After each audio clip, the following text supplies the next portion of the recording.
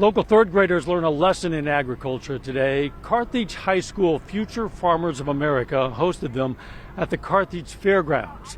They taught the kids about how their food gets from farm to table. KOAM's Shagun Bamadelli has more.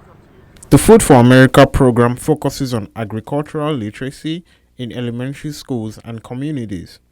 It also aims to help FFA members and all agricultural education students in leadership skills development. Agriculture is in everything, and these kids are going to grow up and have to lead our society eventually, and I think it's really important for them to know where their food comes from and how things work down from the very basics.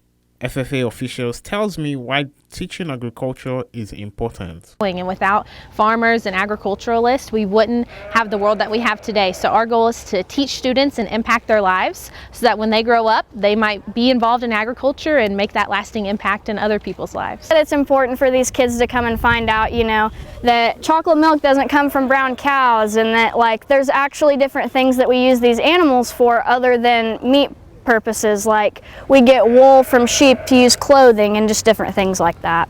Less than 2% of the American population are farmers, and many students are not exposed to agriculture on a daily basis.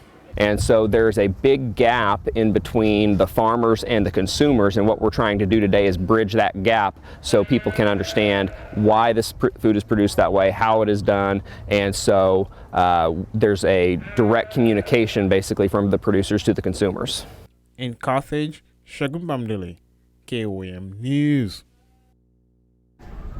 The third graders visited different stations at the fairgrounds that included facts about agriculture and, of course, farm animals. Putting on